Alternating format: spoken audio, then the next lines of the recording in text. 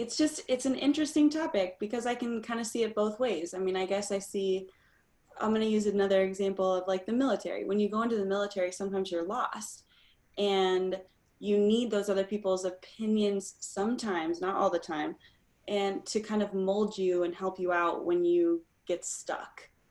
So, but you're right. That's a very dangerous road to go down because you could end up like you were and being judged and kind of putting yourself in a box and that kind of thing. So there's this like very delicate balance of allowing people's opinions to give you a guideline of how to be and to give you a sense of social interactions and how things work. But then there's also exactly what you were talking about where it can be very damaging.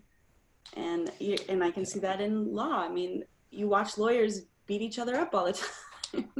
And if you went off the opinion of other attorneys who called and yelled at you and called you names because they were about to lose on emotion, I mean, you would quit.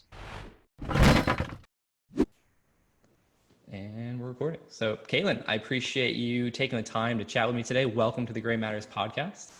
Yes, thank you for having me. This is my first podcast experience, really. Awesome. Well, I'm excited. I know we have some interesting things to talk about today. I'm really looking forward to it. It's one of my goals to understand people and different perspectives and where people may be coming from. So with that being said, I want to start off by you giving us a little bit more information of who you are, where you come from, what you're passionate about, or anything that is relevant to the context of gray matter in life, and just, whatever comes to mind. Sure. So I am 31. I'm a paralegal. I have moved all over the United States kind of for the most part, not because of military. My dad's an engineer who does kind of water conservation projects. And so I've gotten to move all over, experience some different areas. I am now in Denver, Colorado. I've actually been here about 12 years, which is surprising for me after not spending more than 4 years in a place at a time. I actually started out working so I have a degree in economics, which didn't do me very good. So I have this degree, and then I worked primarily in hospitality. Started out putting myself through school, working at the Olive Garden, or the OG as we called it. Yep. So that was in Jacksonville, Florida. Are you from Florida? Yeah, well, Okay. I lived I'd say I'm from there because I spent most of my time there. So West Palm Beach, and then I went to college in Jacksonville, Florida. Okay. So I actually love Jacksonville. Go Jaguars. But then I did move out to Colorado, and I've been here ever since. I actually moved here wanting to kind of go on an adventure. I got scared of college, and so moved out here to learn how to snowboard and kind of stayed. So moved down to the big city, went back from Neverland, as they call it, in the mountains. And so moved down here, became a big girl, got a real job, and yeah, made the transition to being a paralegal, which was actually kind of hard. I'd worked my way up in hospitality. I'd been a recruiter, which that's quite an experience if you've ever been a recruiter. I don't don't wish that on anybody. But then got a paralegal certificate, founded Pavement, got my first job working in divorces. Don't wish that on anybody either, but now I work for a civil litigation firm where we specialize in bankruptcy as well as, of course, civil litigation. So any type of breach of contract, employment dispute, contract dispute, we kind of do. We'll take any business, and right now we're also helping small businesses go through bankruptcy. So yep. That is, that's what I do. Sweet. So what got you interested in paralegal? I know you said there was like a challenge to move out to the West to try new things, and then you were having some fear from college, and then you found yourself in divorce. Like what was intriguing to you that made you pursue that path, or was it just like a leap of faith and curiosity? So I had always wanted, I really like people, and a job for me, it has to be something that's fulfilling and that allows me to get the gratification of helping people as well as provide for myself. So in recruiting, I did tech recruiting, and I realized that actually was kind of indentured servitude. Sorry to everybody who's involved in that, but it's my opinion. you know, other people would sponsor these people's visas, and then that person would negotiate how much that person worked for, what the contract was. There was no PTO, no vacation days.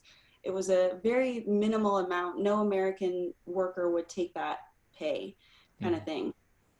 And so it was kind of a moral sense that I couldn't do it. So, and I had always thought, being a lawyer and doing that kind of stuff was for smart people, and I wasn't smart enough for that. So finally, you're kind of right. It's a mixture of both. I took a leap of faith, and more based on the fact that I just couldn't do that job. It was sucking my soul out, and I quit. I didn't have anything else lined up. I took a 6-week, very like comprehensive course in learning the basics of being a paralegal. Pounded pavement for 3 months.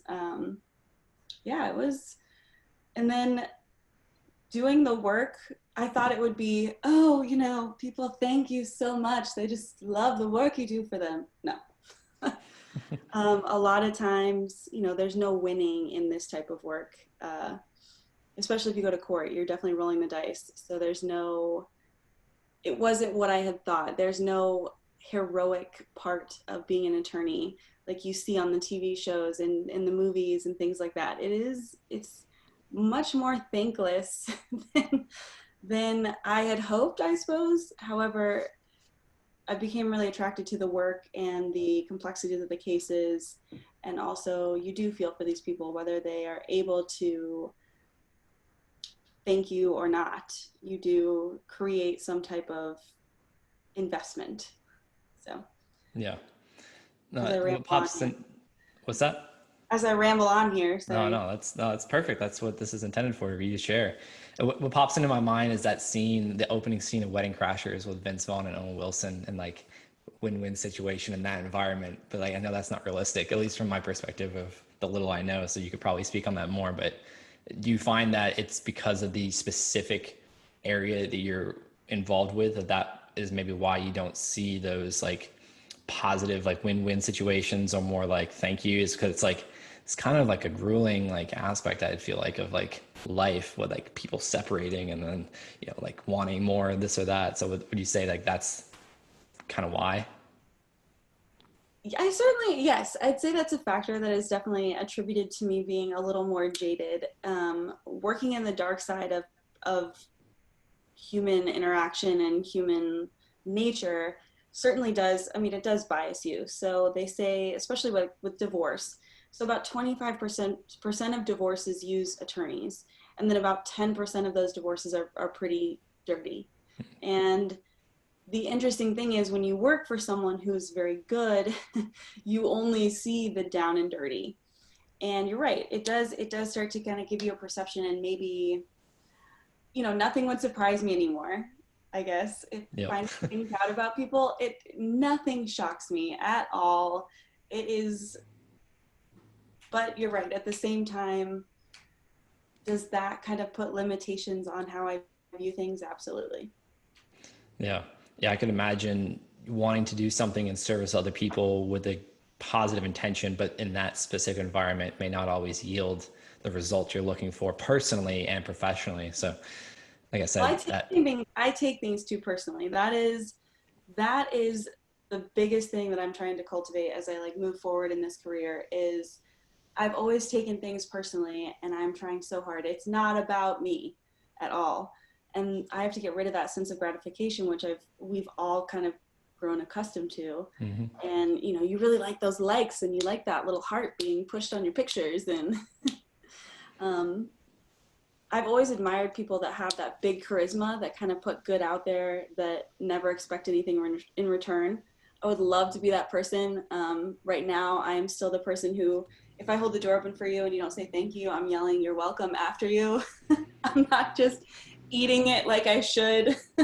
Yep. Yeah, I understand. So, Well, it's funny you mentioned that because that's been the line of work I've been involved with in terms of working with someone else, fixing or resolving emotional baggage that I've endured over the years. And then like, our ego is formed on our self and our identity and its protection mode. So all these things, I used to do them unconsciously, we still do, I'm a human being, but like things like someone doesn't say thank you and hold the door, like yell out like, yeah, you're welcome. Things like that, just becoming aware of those things and then asking myself, well, why did I feel the need to let them know that I held the door for them and making it about myself? And that's a really interesting accountability pill to swallow, so to speak. But also at the same time, I find it's brought a lot of clarity to my life, and it's allowed me to be more empathetic and get to another level in my life personally and professionally. And so I appreciate you mentioning that. And that's something I think there's no human being that will never be or never can like not continue working on themselves. It's a continuous evolution of self and understanding self. So, but I can see, the intentions, and then finding yourself in that field may be a mirroring effect of like, oh, maybe there's something inside of me that led me here, and maybe I'm learning something. So I think it's pretty clear to you, from my perspective, that you see that and you're aware of that. So that's cool though, that you found yourself in a situation wanting to help people with something that's kind of like you said, kind of dirty, like not always positive, mostly not positive, but cool. Well, I appreciate you sharing that. And I know we have like roughly 20 something minutes. So I actually see us doing a part two, if you'd be up for it, unless we get through all this. But I find like I just highlighted some of the things that we talked about just because I think they're going to be more than just surface level conversations. Um, Yes, I but think everything was very surface level in the comments, and I just want to clarify that I come off super abrasive and aggressive off the face, on face value, because I don't have the opportunity to explain myself. So I do just go in extremely hard, and yes, I think we're about to explore that. So yeah, no, just so like I said too, I don't want to make it about that. I take that stuff for a grain of salt. That's something I recognized in myself before when I put something out that I thought was, we'll call it good. I'm trying to be of service to people. And on that note, like literally everything I share today on social media is two ways. It's self-therapeutic, but it's also, I found some sort of solace or benefit from this, and I want to share it with people because that's where I am. Like I want people to win. Success to me is me achieving the goals in my life and allowing other people to view my life and see what they can take from it, because that's what's helped me get to where I am and where I continue to go. So before we dive into some of these more complex topics, I wanted to ask, how did you come across my account? Because I noticed that you follow me, and that's how you saw that post and commented, and how we originally connected. But I don't recall us ever connecting before. So I was just curious of how you came across my account and why you decided to follow what I had to share. So I have always been very interested in people who are very motivating, people who have kind of overcome the challenges that they've pursued. And so I find, I also like extreme sports. So kind of the realm of snowboarding and skating and BMX. And I actually seek out people who are in those realms, because I find that a lot of times they're those kind of charismatic people that we were talking about before, that they just like put good out there for the most part. And so yes, I searched you out for those reasons, and saw that you for the most part post that kind of stuff, and read a little bit about your bio, and I was like, this seems like a cool dude. So yeah, that's how I pick followers or people to follow, kind of like that. I follow like different paths. But For yes. sure. Well, cool. Well, I appreciate that. So, like I said, you provided some talking points, and then I had some just from our dialogue on the comment section. And I just highlighted a few for time's sake to dive into. And I avoided all the ones that my ego wanted to dive in that were more about me than the overall concept that was being shared or that you shared. So, I first wanted to ask, based on the post I did, which is what originated us having conversation and being here today, you said you understood the larger point that I was making, but you disagreed with my analogy. And I wanted to ask, what about my analogy, I'd say for lack of better words, upset you to the point where you called it stupid? And then we continued. And I'm just really curious about that portion before we move on to the other things that you provided. So the post, I totally understand the overall sense of other people's opinions shouldn't affect how you live your life. I totally understand that. The part that was hard for me to swallow was that opinions don't pay your bills. Because in my world, opinions absolutely pay your bills. The opinion of the client, the opinion of my boss, the opinion of my staff, and not and it, not because their opinion is super important to me, but because that it well, I guess it is. I mean, I don't know a better way to say it. Like those opinions of me to some degree are kind of true. Um, I have used their opinions to put myself in check, to make sure I'm doing a good job, to make sure that I am kind of living up to the expectation that I've set for myself, that I use my team to hold me accountable for. Um, so I guess that was the thing, is that I do value my team's opinion of me. I use that very deeply to make sure that I'm doing a good job as a supervisor, as a support staff, as the clients calling me to be a paralegal. I certainly don't want them calling my boss and saying, this girl didn't return my call and she was super rude about it on the way. You know, like those types of things are important to me. So I guess, I don't know, I'd say it kind of hurt my feelings when I saw that, because I'm thinking, oh, those opinions matter to me. Me saying that they're not important. So, but I also, rereading it, don't know that that's exactly what you meant. So I do see the big picture of, don't let other people's opinions influence you. But at the same time, I do think they have a relevant, can I use an example that might be terrible? No, of course. Like fat shaming, right? Mm-hmm. It's not the best way to get people to do things. However, it's not appropriate, in my opinion, to support a lifestyle that is very unhealthy to the person, that could potentially really harm them. For sure. So if that makes sense. Yeah, we would, out of respect for your time today, we'll have to set that aside. I'll make a note of it because that is something that's a very interesting concept you just brought up. But to the beginning of this specific question and this topic, I appreciate you sharing that, and I see that you understand. And something I want to point out is the irony and why, and like who, as in me, saying that comes from. I found myself in a judged career. Like my sport, which is what I paid my bills for over a decade, was a judged sport. So other opinions actually did pay my bills in terms of how much money I was able to win at the contest based on my placing, but also the media, Ah. sponsors, like everything was judged. My performance was what was basically paying my bills. And now just recently I've come across that with me leaving competition and BMX as a career years ago, like 3 years now, um, and seeing how my unconscious mind led me to that career based on a limiting belief and a conditioned past I grew up with, and needing validation to prove myself worthy, if you will, for lack of better words.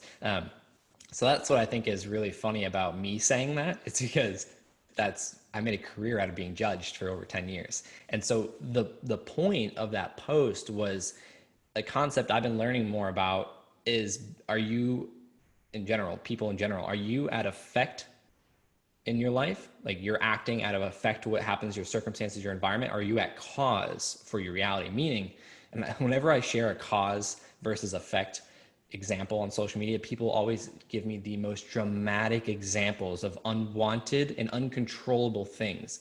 And it just bypasses the whole point of the post, because the post point was, if things are happening to you, we can't control that.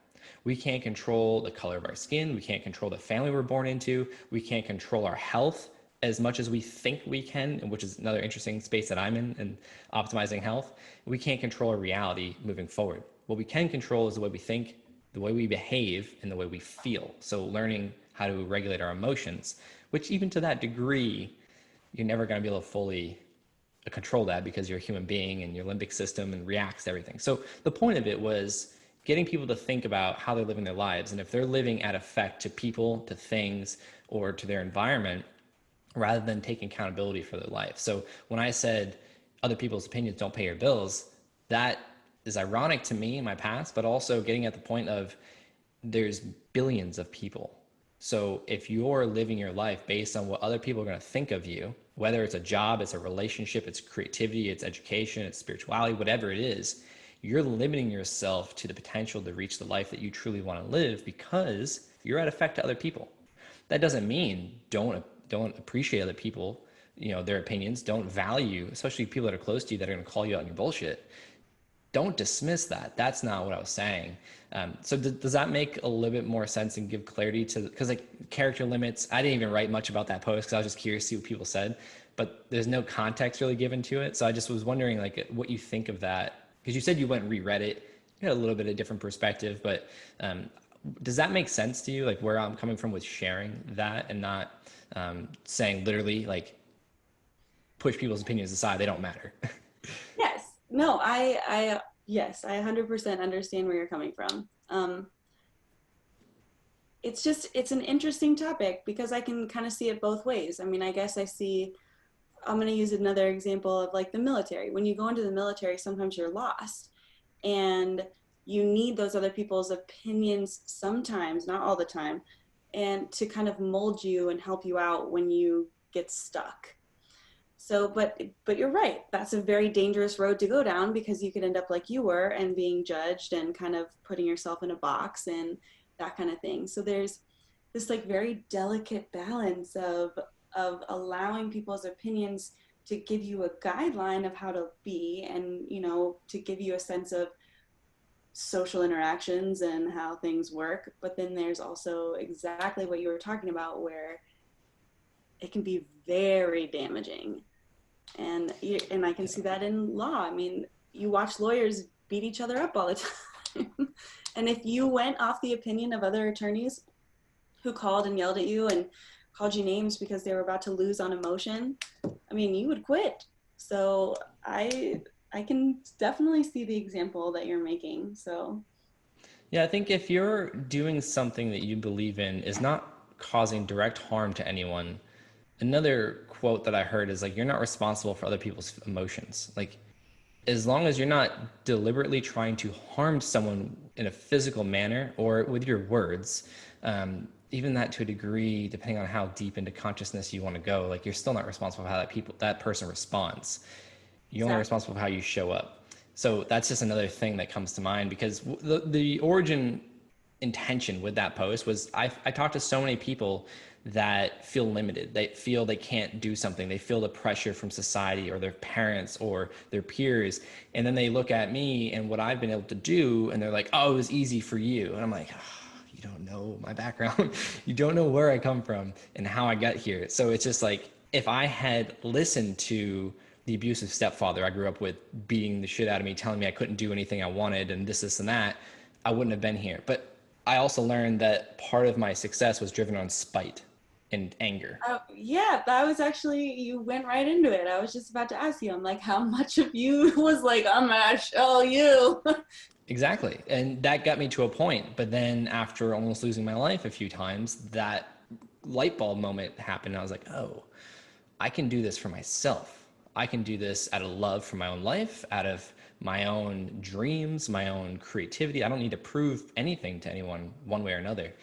But it got me to where I am today, and I'm grateful for it. But that was one of the intentions behind that, was because so many people feel because of the way the way they look, where they come from, all these things that they can't do the things they want. And something that helped me was looking at people that I deem successful in any area of life. They're like, just talking about how like use me as an example, as someone that looks like you to do something you want to do because of their story. Like I love reverse engineering people's paths and seeing, like, for Jim Carrey, for example, his father lost his job when he was younger, and that's what inspired him to go after his dream. His father was a well-known, successful comedian that took the safe route of a job to provide for his family. They got laid off, and that's why Jim Carrey decided to go down his route, because he didn't want to be like, he didn't want to regret. So it was just cool to see that. But yeah, no, I appreciate you sharing that, and that's something that I think is really interesting, is the context, and that's why we call this podcast the Gray Matters podcast, because there's not, and not everything's just so black and white, like up and down. There's like this middle ground.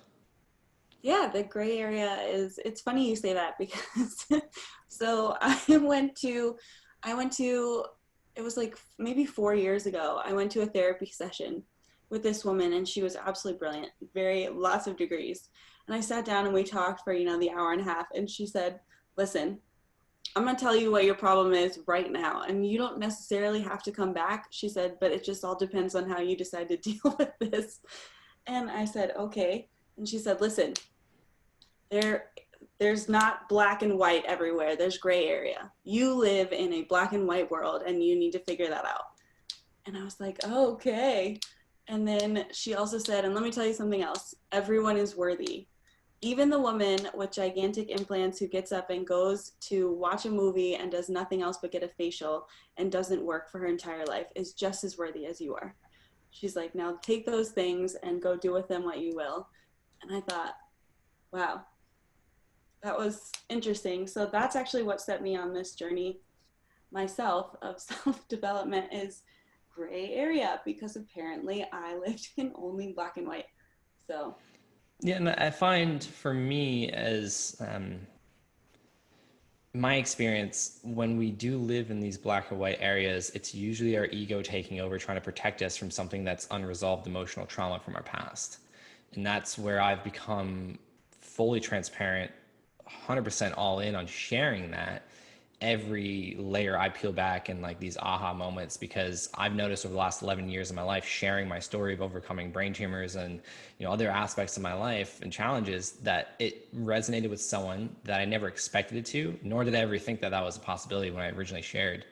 And I saw that so many people were being able to get out of their shit, get out of their limiting beliefs. But I find coming back to it, it's like it's that ego part of us that's like trying to protect us. No, like I'm gonna be cool and standoffish because I don't want to be seen and I don't want to think. But like yeah, like you said, like at the end of the day, everyone deserves love, happiness, and success and health.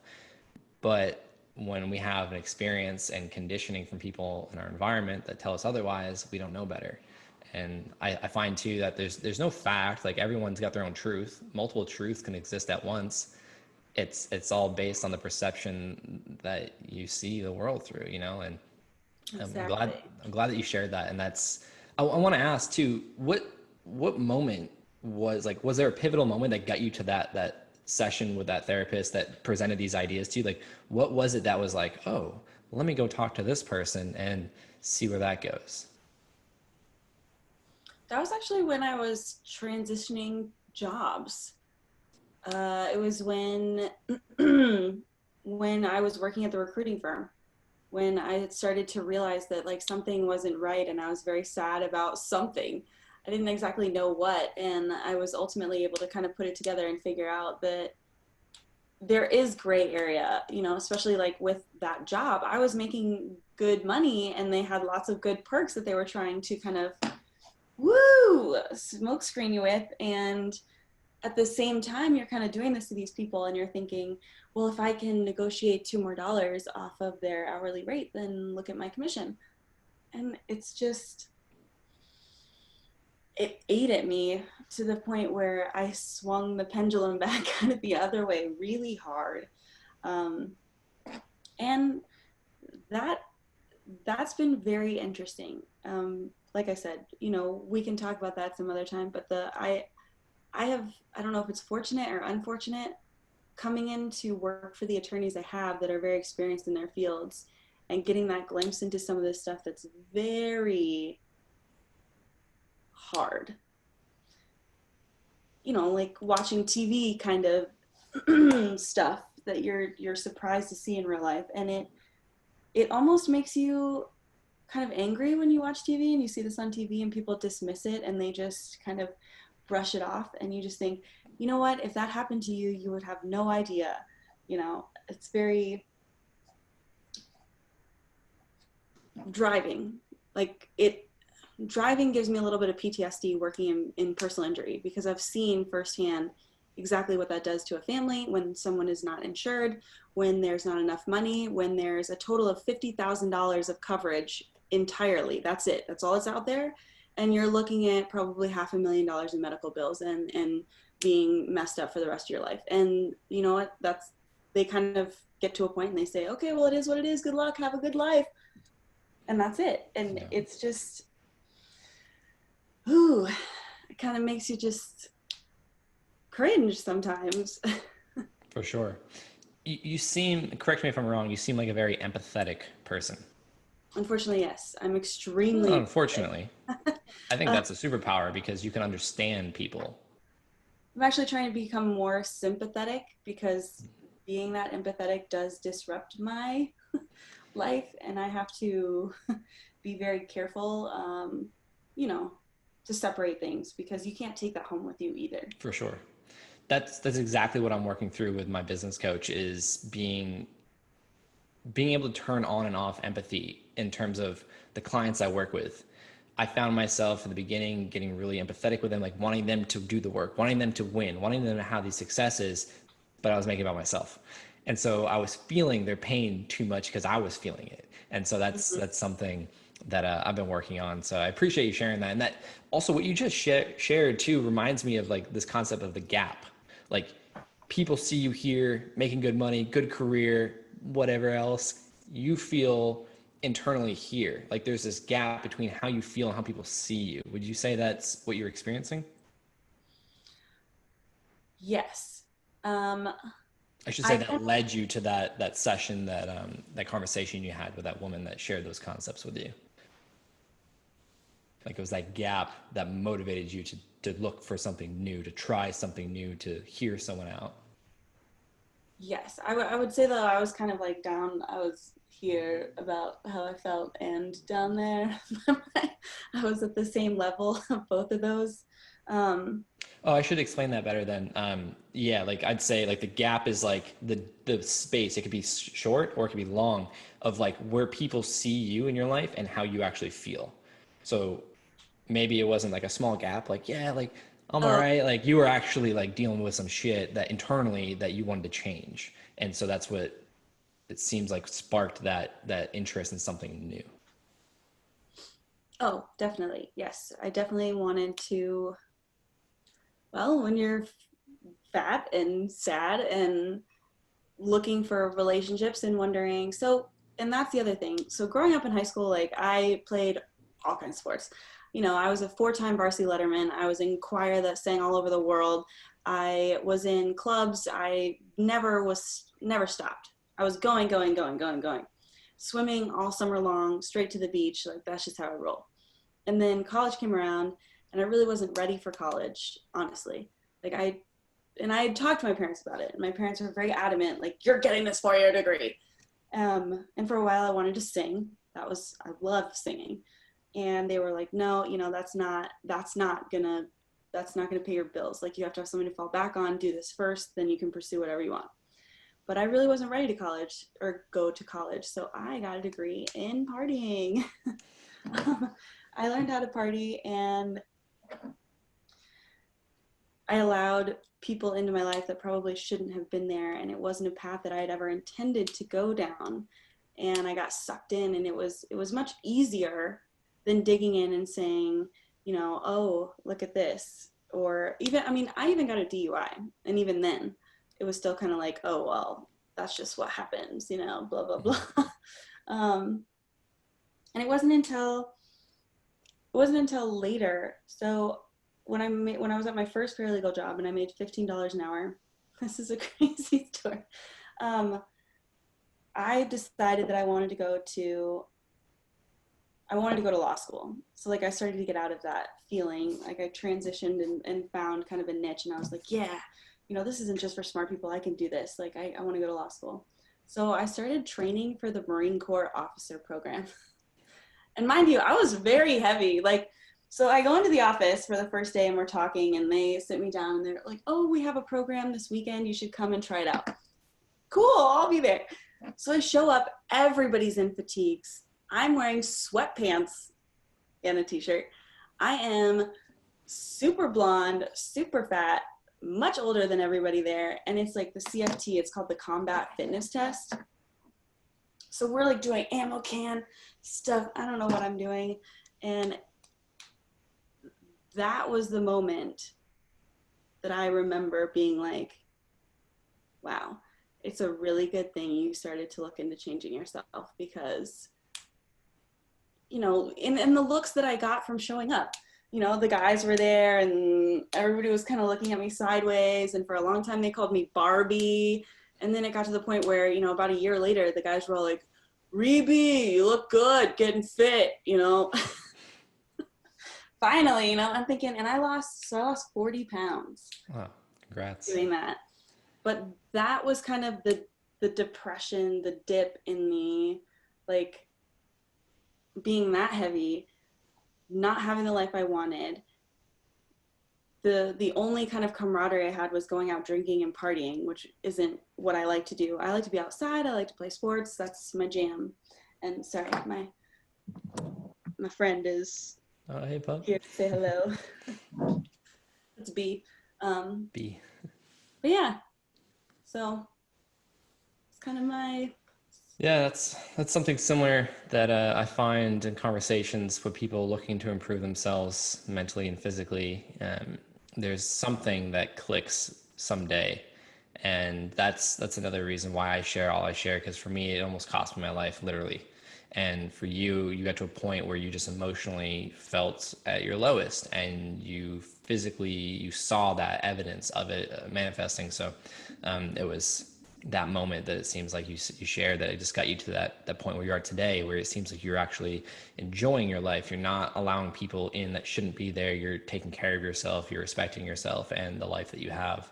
So I appreciate you sharing that. And I know we're a little over time for today, so I want to cut us here. But if you're interested and willing, I would love to set up another time to kind of dive into more of these topics and see where the conversation goes. I've enjoyed this conversation. I always do off of text. Like it's always a different dynamic when you're talking with someone, especially face to face. You know, you can hear them, you can have dialogue rather than just texting, especially when it's so short. So I really appreciate you taking the time to chat with me today, and I look forward to us having another conversation if you'd be up for it. Yeah, that'd be great. And thank you. I mean, yes, I've enjoyed talking too. I was super nervous. Like It's I okay. said, Not I've scary. never done any type of talking, especially it was someone with that I thought we'd be like more adverse style, but yeah, this was much better than I thought. And I do this a lot. I don't know why. It's like Popeye, I guess.